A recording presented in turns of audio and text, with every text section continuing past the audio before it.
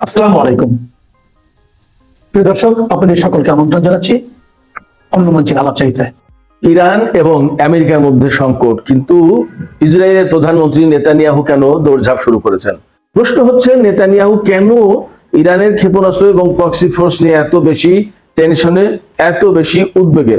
তিনি আগামীকাল মঙ্গলবার আমেরিকা সফরে যাবেন এবং এই সফরে ডোনাল্ড ট্রাম্পকে বোঝানোর চেষ্টা করবেন যে শুধুমাত্র পরমাণু ইস্যুতে চুক্তি করলে হবে না, এই চুক্তির ভেতরে অবশ্যই ক্ষেপণাস্ত্র, ইরানের ক্ষেপণাস্ত্র কর্মসূচি এবং আঞ্চলিক প্রক্সি ফোর্সের বিষয়টি আনতে হবে। সুপ্রিয় দর্শক, আসসালামু আলাইকুম। আপনাদের সবাইকে আমন্ত্রণ জানাচ্ছি আজকের আলোচনায়। আপনাদের সঙ্গে আছি আমি সিরাজুল ইসলাম।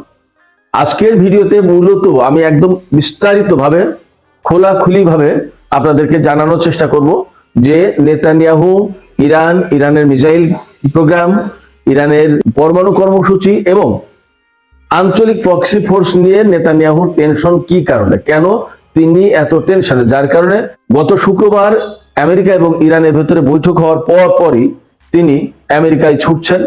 আপনারা সবাই একটা কথা জানেন যে ইসরায়েল এবং ইরানের ভেতরে যে শত্রুতা, এই শত্রুতা আসলে কোনো কূটনৈতিক উদ্যোগে কোনোভাবে কোনো মীমাংসা করে সমাধান করা যাবে না। আলাপ আলোচনার ভিতরে দিয়ে কূটনৈতিক পর্যায়ে দেন দরবার করে এই সমস্যার সমাধান করা যাবে না। এটা শুধুমাত্র ইরান এবং ইসরায়েল দুইটা দেশের বা দুইটা শক্তির ভেতরকার সমস্যা না, এই সমস্যা মূলত আদর্শের, দুটো সভ্যতার, দুটো ধর্মীয় চিন্তার, অনেক কিছু আছে এখানে। এবং সবচেয়ে বড় কথা হচ্ছে কি, যে ইসরায়েলকে যেহেতু ইরান একটা দখলদার শক্তি মনে করে, সেই কারণে ইরান কখনোই ইসরায়েলের এই অবস্থান, অস্তিত্ব মেনে নিতে চায় না। এবং যেহেতু মুসলমানদের প্রথম কেবলা ইসরায়েলের নিয়ন্ত্রণে, এই কারণে ইরান ইসরায়েলের অস্তিত্ব মেনে নেবে কিনা এটা নিয়ে সন্দেহ আছে, নিতে চায় না, সেটা পরিষ্কার। সেক্ষেত্রে ইসরায়েল কি বলছে, একই কথা, একই দৃষ্টিভঙ্গি, একই রকমের চিন্তা ইসরায়েলের লোকজনেও লালন করে তাদের মনের ভেতরে। সেই কারণে নেতানিয়াহু ভীষণ টেনশনে, ভীষণ উদ্বেগের ভেতরে যে ইরানের হাতে যদি এমন ক্ষেপণাস্ত্র থাকে যে ক্ষেপণাস্ত্র ইসরায়েলে আঘাত করতে পারে, এবং যে কোনো ক্ষেপণাস্ত্র প্রতিরক্ষা ব্যবস্থা দিয়ে ঠেকানো সম্ভব না। ইসরায়েলে যে আয়রন ডোম, ডেভিড স্লিং, তারপরে আরো যে সমস্ত ক্ষেপণাস্ত্র প্রতিরক্ষা ব্যবস্থা রয়েছে, এগুলো যদি ইরানের হাইপারসনিক ক্ষেপণাস্ত্রের বিরুদ্ধে কাজ না করে, তাহলে ইরানের সামনে ইসরায়েল তো মাথা উঁচু করে, বুক উঁচু করে কথা বলতে পারবে না, ঘাড় উঁচু করে দাঁড়াতে পারবে না। কারণ এই ক্ষেপণাস্ত্র ঠেকাতে না পারলে এই ক্ষেপণাস্ত্রের আঘাত অনিবার্য ইসরায়েলের উপরে পড়বে। এবং আরেকটা বিষয় হচ্ছে যে ইরানের হাতে যে ক্ষেপণাস্ত্র কর্মসূচি রয়েছে, সেই ক্ষেপণাস্ত্র কর্মসূচি এক দুই রকমের ক্ষেপণাস্ত্র তৈরি করছে না, মানে বহু রকমের, বহু ক্যাটাগরির, বহু রকমের পাল্লার ক্ষেপণাস্ত্র তৈরি করছে। ইরানের ক্ষেপণাস্ত্র যেভাবে ইসরায়েলকে আঘাত করেছে গত 12 জুনের যুদ্ধে কিংবা তার আগের যে যুদ্ধটা হয়েছে, সেই যুদ্ধগুলোতে ইরানের ক্ষেপণাস্ত্র ইসরায়েলে যেভাবে আঘাত করেছে, এই আঘাত মোকাবেলা করা ইসরায়েলের জন্য কঠিন। আপনি কল্পনা করতে পারেন যে মোসাদের হেডকোয়ার্টার ধ্বংস হয়ে গেছে ইরানের ক্ষেপণাস্ত্রের আঘাতে। ইসরায়েলের যে গর্বের ধন, দীর্ঘদিনের বৈজ্ঞানিক গবেষণা কেন্দ্র যেটা, সেটা একেবারে চুরমার হয়ে গেছে, মাটির সাথে মিশে গেছে। সেক্ষেত্রে ইসরায়েল বুঝতে পেরেছে যে ইরানের ক্ষেপণাস্ত্রের ধারটা কত এবং এর ধ্বংসাত্মক ক্ষমতা কতটা। এই যে ধ্বংসাত্মক ক্ষমতা, এই ধ্বংসাত্মক ক্ষমতাকে ইসরায়েল এখন ভীষণভাবে ভয় পাচ্ছে। সেক্ষেত্রে পরমাণু কর্মসূচি নিয়ে যদি আমেরিকার সাথে ইরানের একটা, ধরে নিলাম একটা আন্ডারস্ট্যান্ডিং হয়ে গেল, সমঝোতা হয়ে গেল, একটা চুক্তি হলো, হওয়াটা খুব সহজ কথা না। তারপরেও যদি হয়, তাহলে ইরানের ক্ষেপণাস্ত্র এবং ইরানের যে আঞ্চলিক যে প্রক্সি ফোর্স, এই দুটো জিনিস কিন্তু ইনট্যাক্ট থেকে যাচ্ছে, অর্থাৎ অক্ষত থেকে যাচ্ছে, এর কোনো ক্ষয়ক্ষতি করা যাচ্ছে না। তাহলে ইসরায়েলের জন্য যে বিপদ, সেই বিপদ থেকেই গেল। ইসরায়েলের জন্য ইরানের পরমাণু কর্মসূচি যত বিপদ, তার যে বড় বিপদ হচ্ছে আপনার এই ক্ষেপণাস্ত্র এবং প্রক্সি ফোর্স।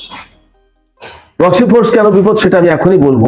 ডোনাল্ড ট্রাম্প কিন্তু বলেছেন একটা কথা, যে ইরান যদি শুধুমাত্র পরমাণু কর্মসূচি নিয়ে একটা চুক্তিতে আসে, তাহলেও সে চুক্তি তারা মেনে নেবে।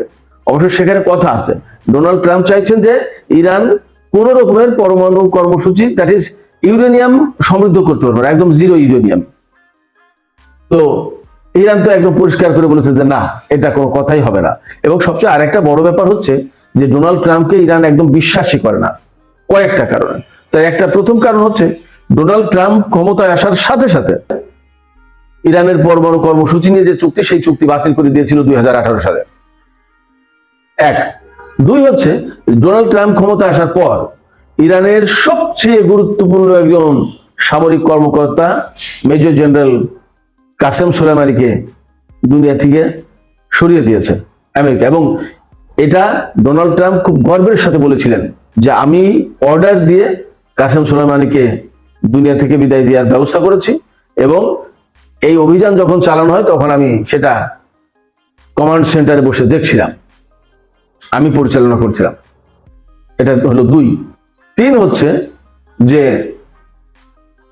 গত জুন মাসে আমেরিকা এবং ইরানের মধ্যে যখন আলোচনা চলছে, সেই অবস্থায় ইসরায়েল ইরানের উপরে আগ্রাসন চালালো বা হামলা চালালো, এবং ডোনাল্ড ট্রাম্প তার কিছুক্ষণ পরে বলল যে এই হামলা আমার নির্দেশে হয়েছে এবং আমি অনুমতি দিয়েছি, আমার অনুমতি নিয়ে ইসরায়েল এই হামলা চালিয়েছে, ক্রেডিট দিচ্ছিল।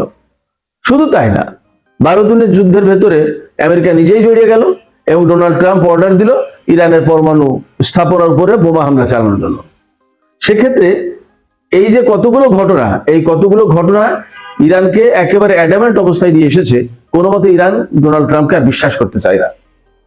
এছাড়া সাম্প্রতিক যে ইরানের ভেতরে যে গোলযোগ, বিক্ষোভ, সহিংসতা, নাশকতা, এখানেও কিন্তু ডোনাল্ড ট্রাম্প সরাসরি একেবারে ওপেনলি, এর আগে কোনো মার্কিন প্রেসিডেন্ট এইরকম ভাবে বলেনি, এরকম করেনি। এই ঘটনাকে কেন্দ্র করে সরাসরি তিনি ইরানের যে বিক্ষোভকারী যারা, যাদেরকে লেলিয়ে দেওয়া হয়েছে তাদের পক্ষে অবস্থান নিয়েছে, তাদেরকে বলেছে যে আপনারা বিক্ষোভ অব্যাহত রাখুন, রাস্তায় থাকুন, আমরা আপনাদেরকে উদ্ধার করতে আসছি, আপনাদের জন্য সাহায্য নিয়ে আসছি।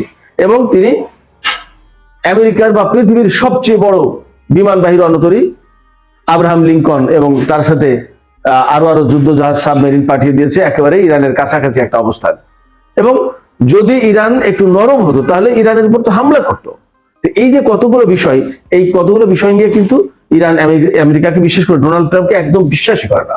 সেই জায়গায় ইরানের সাথে আমেরিকার পরমাণু চুক্তি হতে হলে বিশ্বাস স্থাপনের, বিশ্বাসের অনেক কাজ তৈরি করতে হবে, ইরানের ভিতরে বিশ্বাস জন্মানোর ব্যবস্থা করতে হবে ট্রাম্পকে। সেটা খুব সহজ কাজ না। ফলে পরমাণু চুক্তি হবে কি হবে না সেটা ভিন্ন কথা, কিন্তু নেতানিয়াহু টেনশন আছে ইরানের ক্ষেপণাস্ত্র নিয়ে। আর প্রক্সি ফোর্স কেন নেতানিয়াহুর জন্য এত বিপজ্জনক সেটা আমি বলছি এখন। প্রক্সি ফোর্স এই কারণে নেতানিয়াহুর জন্য বিপজ্জনক যে নেতানিয়াহু জানে, বা ইসরায়েলের যে কোনো মানুষ জানে, শাসন ব্যবস্থার যে কোনো লোক, কর্মকর্তা, তারা জানে যে এই প্রক্সি ফোর্স গুলো প্রত্যেকটা ইসরায়েলের বিরুদ্ধে লড়াই করার জন্য সৃষ্টি হয়েছে। যেমন লেবাননের যে প্রক্সি ফোর্স, তারা একেবারে সরাসরি ইসরায়েলের সাথে কয়েকবার যুদ্ধ করেছে। 2000 সালে দক্ষিণ লেবানন থেকে ইসরায়েলের সামরিক বাহিনীকে তারা প্রচন্ডভাবে হামলার মাধ্যমে তাড়িয়ে দিয়েছিল। দক্ষিণ লেবাননকে মুক্ত করেছিল লেবাননের এই যোদ্ধা গোষ্ঠী। এরপরে 2006 সালে ইসরায়েলের সাথে তারা 33 দিনের যুদ্ধ করেছে, এবং সেই যুদ্ধে কিন্তু ইসরায়েল বেসিক্যালি একটা পর্যায়ে গিয়ে জাতিসংঘের মাধ্যমে চুক্তি করতে বাধ্য হয়েছিল। 33 দিনের কিন্তু বড় রকমের যে প্রক্সি ফোর্স, যে যোদ্ধা গোষ্ঠী, তাদের কিন্তু বড় রকমের ক্ষয়ক্ষতি করতে পারেনি। সেই যুদ্ধে ইসরায়েলে বহু সেনা মারা গিয়েছিল, হেলিকপ্টার বিধ্বস্ত হয়েছে, ট্যাঙ্ক তো অনেকগুলো ধ্বংস হয়েছিল। এবং এই যে সাম্প্রতিক যে সমস্ত সংঘর্ষ হলো মিডল ইস্টে, বিশেষ করে ফিলিস্তিনের সাথে ইসরায়েলের, সেই লড়াইয়ে লেবাননের যোদ্ধা গোষ্ঠী কিন্তু মোটামুটি যুক্ত ছিল এবং অনেকগুলো ঘটনা ঘটেছে। আপনারা জানেন যে লেবাননের এই যোদ্ধা গোষ্ঠীর প্রধানকে ইসরায়েল দুনিয়া থেকে বিদায় দিয়েছে, বাট পুরো যোদ্ধা গোষ্ঠী কিন্তু অক্ষত অবস্থায় রয়েছে, তারা কিন্তু বড় রকমের কোনো যুদ্ধে নামেনি। পাশাপাশি ইয়েমেনের দিকে তাকান, ইয়েমেনের যে যোদ্ধা গোষ্ঠী রয়েছে তারাও কিন্তু ইসরায়েলের বিরুদ্ধে লড়াই করছে এবং আমেরিকার বিরুদ্ধে লড়াই করছে একই সাথে। এবং এরা যে ভীষণভাবে পারঙ্গম একটা শক্তি, খুবই দক্ষ এবং কর্মক্ষম একটা শক্তি, এই শক্তি পরিষ্কার প্রমাণ দিয়ে দিয়েছে সৌদি আরবের বিরুদ্ধে লড়াই করতে গিয়ে, যুদ্ধ করতে গিয়ে। এছাড়া ইসরায়েলের বিরুদ্ধে তারা লড়াই করেছে, প্রায় মাঝে মাঝে ইসরায়েলের উপরে ভেতরে তারা ক্ষেপণাস্ত্র হামলা চালায়। তারপর ইসরায়েলি জাহাজে হামলা চালিয়েছে, ইসরায়েলি অভিমুখী জাহাজে হামলা চালিয়েছে এবং মার্কিন জাহাজগুলোতে হামলা চালিয়েছে। এবং একটা পর্যায়ে আমেরিকা, ব্রিটেন সম্মিলিতভাবে এদের বিরুদ্ধে বিমান হামলা চালিয়েছে। একটা পর্যায়ে গিয়ে আমেরিকার ইয়েমেনের এই যোদ্ধা গোষ্ঠীর সাথে চুক্তি করতে বাধ্য হয়েছে যে তারা, অর্থাৎ ইয়েমেনের এরা জাহাজে হামলা চালাবে না আর তারাও কোনো বিমান হামলা চালাবে না। তো এইরকম একটা পর্যায়ে ইয়েমেনের যোদ্ধাদেরকে ইসরায়েল তো বটেই, অন্যরাও সমীহ করে চলতে বাধ্য হচ্ছে, এটা একটা ফ্যাক্ট। সিরিয়ায় যদিও আসাদ সরকারের পতন হয়েছে, কিন্তু সেখানে ইরানের পক্ষে লড়াই করবে এমন যোদ্ধা গোষ্ঠী, এমন সমর্থক, এমন গেরিলা বাহিনী কিন্তু রয়েছে, তারাও কিন্তু প্রস্তুত। পাশাপাশি ইরাকে বিরাট বাহিনী রয়েছে যারা আইএস এর বিরুদ্ধে যুদ্ধ করেছিল, দায়েশ গোষ্ঠীর বিরুদ্ধে যুদ্ধ করেছিল ইরানের সাথে কাঁধে কাঁধ মিলিয়ে, এবং যুদ্ধের একটা বিরাট অভিজ্ঞতা তাদের রয়েছে। একই সাথে তাদের হাতে যে প্রচুর অস্ত্র এবং সামরিক সরঞ্জাম রয়েছে, এটা তো আমরা সম্প্রতি ইরানের যে টানেলের মাধ্যমে ইরাকে যে মিসাইল সিটি গড়ে তোলা হয়েছে ইরানের সহযোগিতায় বা ইরান থেকে টানেল করে দিয়ে, তার মাধ্যমে তো বোঝা গেল যে ইরাকের এই যোদ্ধা গোষ্ঠীর শক্তি সামর্থ্য কোন পর্যায়ে পৌঁছেছে। ইরানের নিজস্ব বাহিনী তো আছেই। এখন এই সমস্ত প্রক্সি ফোর্স সরাসরি যুদ্ধ করে, এবং এগুলোর সবচেয়ে কৌশলগত বিপদের দিক যেটা, সেটা হচ্ছে আমেরিকা যেমন বিমানবাহী রণতরী তৈরি করে, বিভিন্ন রকম যুদ্ধ জাহাজ তৈরি করে সারা বিশ্বের যে কোনো জায়গায় হামলা করার মতো অবস্থা তৈরি করে ফেলেছে। বিমান নিয়ে চলে যায়, সাবমেরিন নিয়ে চলে যায়, বিভিন্ন রকমের করভেট, ক্রুজার, ডেস্ট্রয়ার, এগুলো নিয়ে চলে গিয়ে একটা দেশের মতো, এই বিমানবাহী রণতরীটাই একটা দেশের মতো যুদ্ধক্ষেত্র হিসেবে, ব্যাটেল ফিল্ড হিসেবে কাজ করে। সেখান থেকে বিমান ওঠে, নামে, সেখান থেকে ক্ষেপণাস্ত্র ছড়ে, আকাশ প্রতিরক্ষা ব্যবস্থা সহ, গোয়েন্দা তৎপরতা, ইলেকট্রনিক ওয়ারফেয়ার, সাইবার ওয়ারফেয়ার, সমস্ত সবকিছু সেখানে এই ব্যবস্থা আছে। ঠিক তেমনি ভাবে ইরানের এই রকমের যেহেতু বিমানবাহী রণতরী নেই, এবং বিভিন্ন সাগরে, মহাসাগরে, দেশে দেশে ইরান সামরিক বাহিনী পাঠাতে পারছে না, সেক্ষেত্রে তারা যা করেছে সেটা হচ্ছে মধ্যপ্রাচ্যের বিভিন্ন দেশে একই কায়দায় যোদ্ধা গোষ্ঠী তৈরি করেছে, এবং প্রক্সি ফোর্সকে তারা হেল্প করে স্বয়ং সম্পূর্ণ স্বাবলম্বী করে তোলার চেষ্টা করেছে, যারা ইসরায়েলের বিরুদ্ধে লড়াই করতে পারে এবং লড়াই করছে বা লড়াই করবে।